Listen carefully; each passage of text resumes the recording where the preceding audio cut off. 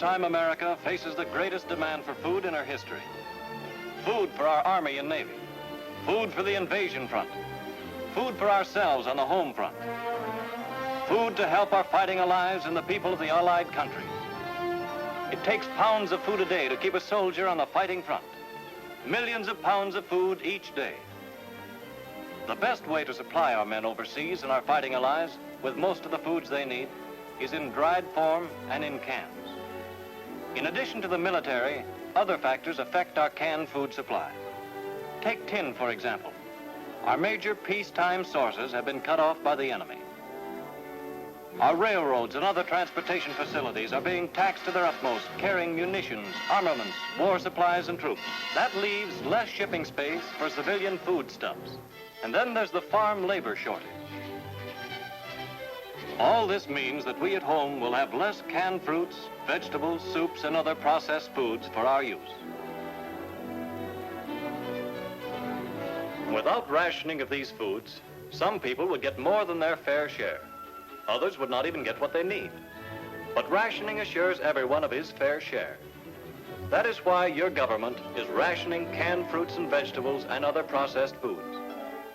Until now, we have been rationing one item at a time, like sugar and coffee. But processed fruits and vegetables are not one product. They are hundreds of products in hundreds of different brands, grades, sizes, varieties. In cans, bottles, packages, in dried and frozen form. One cannot say, as in the case of sugar, each citizen will be allowed 2 cans of peaches a week or 4 cans of spinach. It may be true that some people don't like spinach. Some of you may want to buy canned corn. Others of you may want to buy canned peas or spinach. So the question arises, what method of rationing can be used so that each citizen may get his fair share of canned fruits and vegetables and other commercially packed foods, and that will still allow freedom of choice? The system which has been adopted and has worked successfully in England for over a year is called point rationing. In the point rationing system, all these foods are grouped together, and your ration book is used to buy those you like. Those items which are not so scarce will take fewer points. Items which are more scarce will take more points. Point stamps to buy these ration goods are in War Ration Book 2. This book contains blue and red stamps. Blue stamps are to be used for canned fruits, vegetables, soups, juices, and other processed foods. Red stamps will be used for meat. This is a typical page of blue stamps in War Ration Book 2. Notice that the stamps are given point numbers, 8, 5, 2, 1. Everyone will get 48 points each period. That means you will use blue stamps ABC for the first period, DEF for the second, and so forth. Point values will be the same in all stores. Every store in which you shop must post the official table of point values of all point rationed items in all sizes. From time to time, point values may change, and stores will post the new point values. Here's an example of how point rationing works.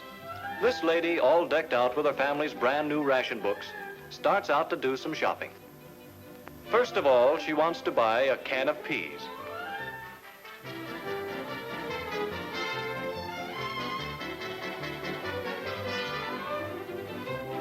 She wants to buy a can of chicken soup.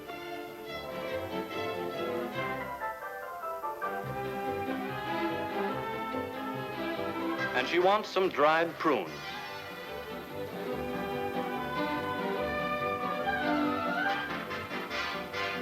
Well, there's our list complete, and all that remains to be done is to tear out 14 points in stamps and pay the grocer. But wait just a minute. Just for fun, let's take another look at that point ration table. Hey, slow down there. What about those string beans? Why, they're only 3 points in the size we want. If we buy those instead of peas, we can save 5 points. And what's this? Fresh apples don't require any points. Well, why not buy those instead of dried prunes? And save another point. So there we are, our shopping list complete. With the same amount of goods, and with 6 points saved for future use. Smart girl. She's smart in more ways than one, too. Because she used her large stamps first, wisely saving her small ones for low-point purchases later on. Because she shops early in the day and so helps her grocer. Because wherever possible, she substitutes unrationed fresh fruits and vegetables for canned or processed ones. This is point rationing. This is the way to assure everyone here at home an equal opportunity to get the same fair shares. This is the way to assure food for our fighting men and for our fighting allies. Share and share alike is the American way to victory.